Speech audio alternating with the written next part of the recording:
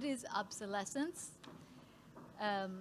This is a term that is used to, it's an invented term, but who invented it? How can we speak about architecture and obsolescence? Oftentimes, the word obsolescence is used to speak about old technologies, like the typewriter, but for architecture, it's something very different, okay? In architecture, the term obsolescence, it was invented by, in the United States, by the real estate industry to talk about why a building must be replaced. And so it was, in a way, it was a tool for managing financial risk. It's different than depreciation. You know, the word depreciation is about something that is broken, something that is unusable, that needs a lot of work. It's something very slow process. So depreciation is a very slow process. Obsolescence, on the other hand, is a process that can be very fast, because what it means is the building is not competitive in the market. So for example, you can have a very new building, like this building here was built in 1897, but it was demolished in 1910 in Manhattan, so only 13 years old. And what explains that is this idea of obsolescence.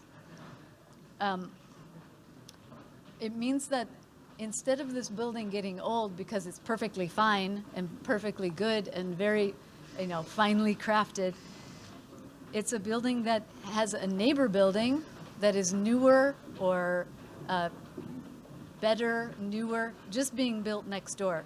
So it's about competition. It's about the process of competing to have the newest building. And so this building, even though it's very young, it would be more profitable to build a new building, even 13 years later. So this is a process that was, some architects started to embrace this idea.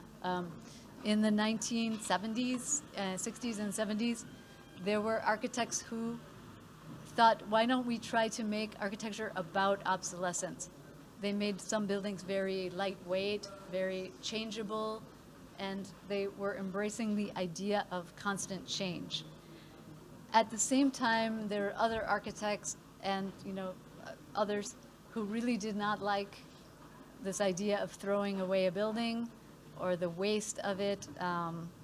And so this is the reason why the environmental movement was born. It's important to understand obsolescence because it really is the root of why we have the environmental movement.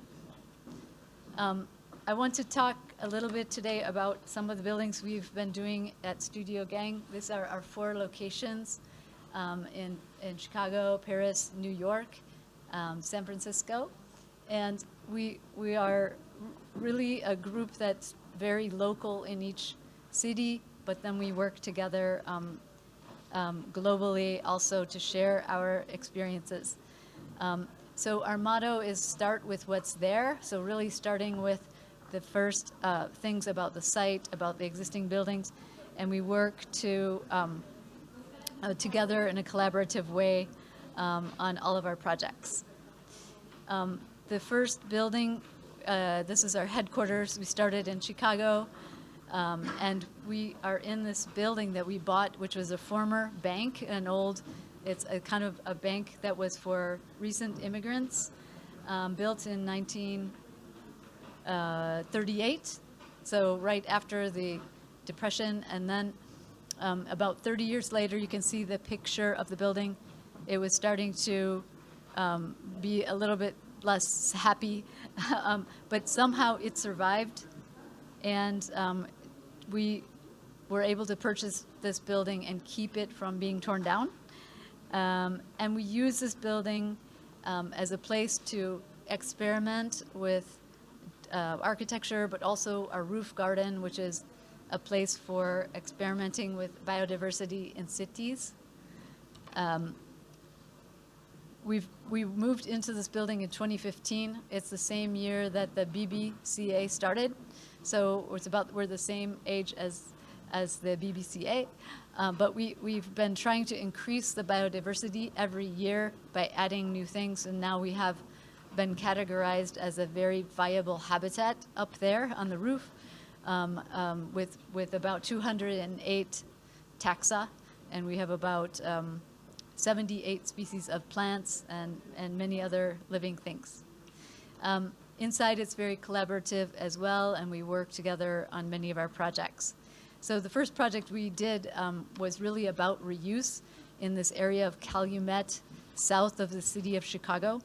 And this project was about reusing the remains of the industrial context, but also about the location on the migratory flyway for birds. It's an interesting place because it's the place where all the steel was produced for Chicago, for the buildings, and the people that live there lost their factories, but they began to appreciate nature in an interesting way. So this project was really a first project that used all these industrial elements for buildings to produce the building. At the same time, was one of the first buildings to appreciate the protection of birds from glass, crashing into window glass. Another early project was about preservation. This is a very famous building built in the 60s in Chicago. It was a hospital, but they wanted to tear it down. Interestingly, the building had no central core, no noyu, and we thought of the idea of piercing a new core down the middle and adding space above it. So it's not just about preservation, but about adding capacity.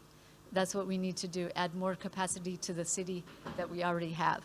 So our project there, you can see the available space in the center. That was a construction photo when it was built.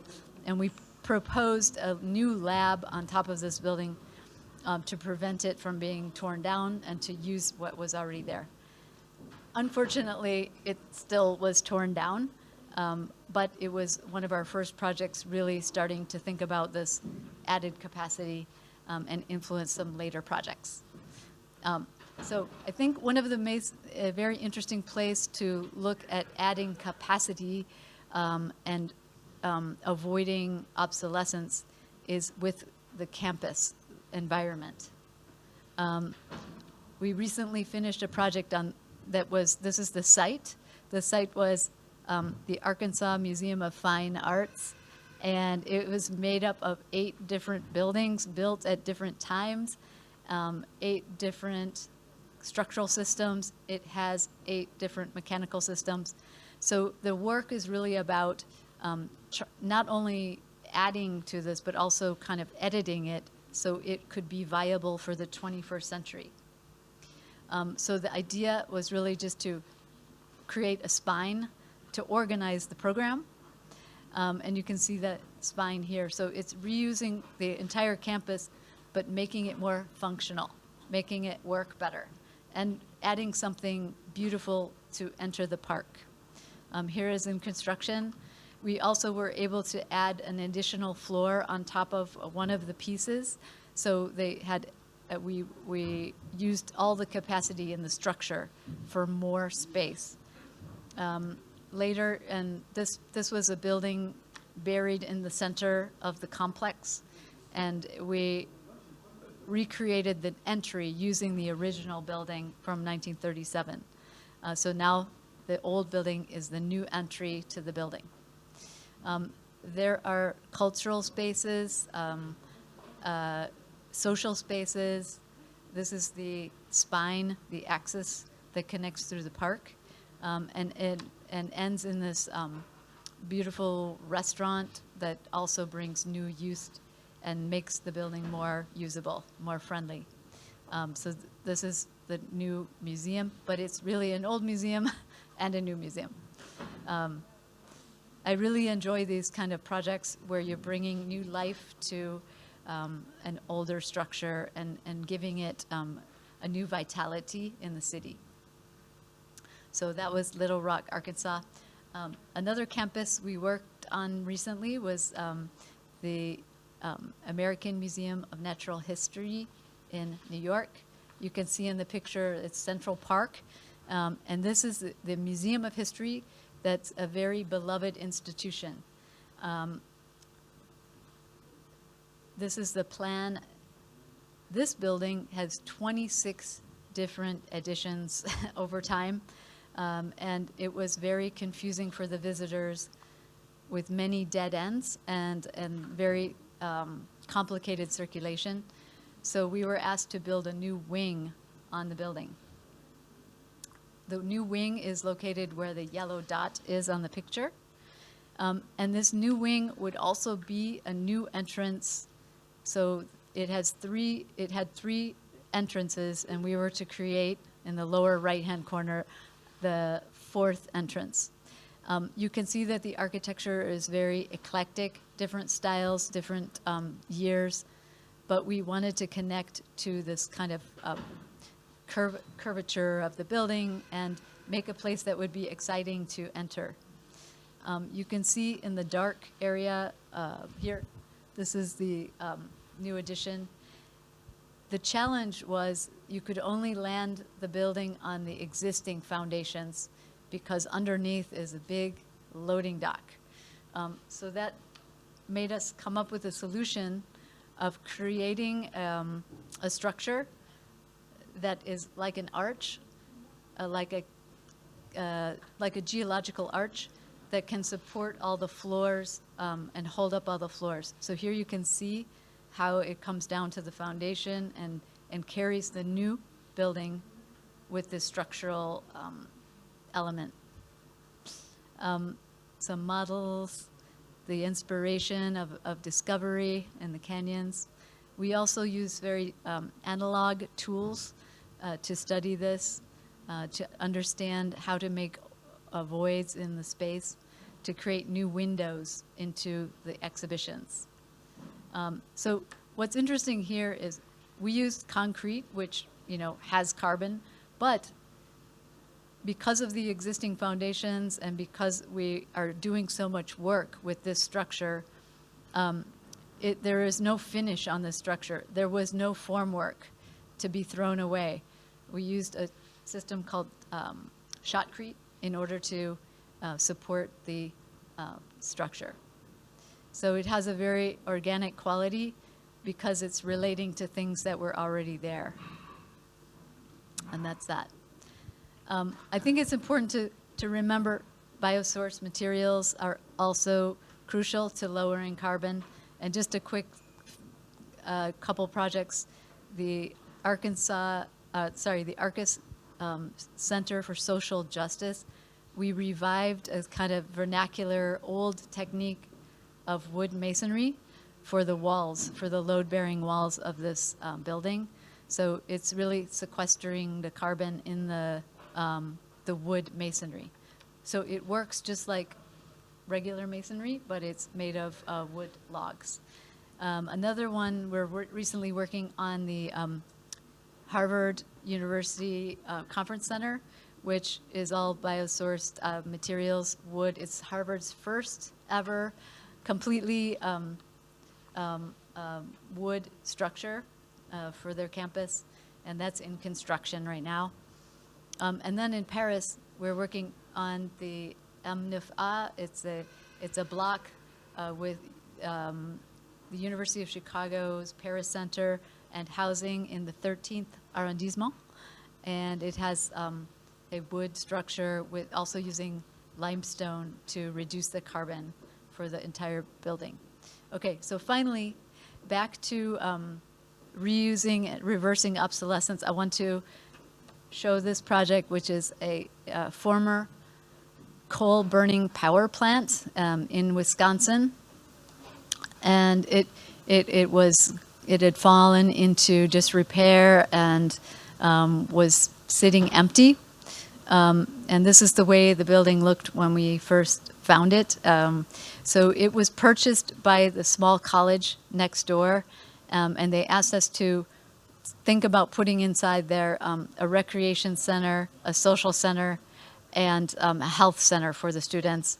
And it was really interesting because you would never have a building this generous, this big to work with if you started from scratch. But what we did was try to incorporate lots of the recreation material places into the former hoppers, the pool, etc. There's classrooms and recreation areas. But I think the important thing about this is if a building like this is not regenerated, then you have a kind of blight in the city. So it's not only about the building, but it's also about the city itself. One thing really interesting here is just how the old elements for industry become fun and playful elements for recreation in the space. And you can see the change. We kept many of the different parts. So it's come alive again, and it's really been a place that is active with students, active with faculty. And it does what I think we want to talk about with reversing obsolescence, which is that it's taking something, instead of letting it devalue and trying to create a financial incentive here, it's really about reinvesting in the building. And so, And so just to go back over this, the reason why the obsolescence is an important concept is because there are these financial incentives to take these credits for obsolescence, tax credits. And so I think what we need to do is to work together with government to make sure that there are incentives for reusing buildings instead of incentives to let them obsolesce and create tax things. So to sum up, what we need to go is to go against transience and toward more permanence right now, to reduce carbon, to go against expendability and go toward adaptability. And then as well, we need to go against this idea of suppression and reach for continuity. So in other words, we need to reverse obsolescence. Thank you very much.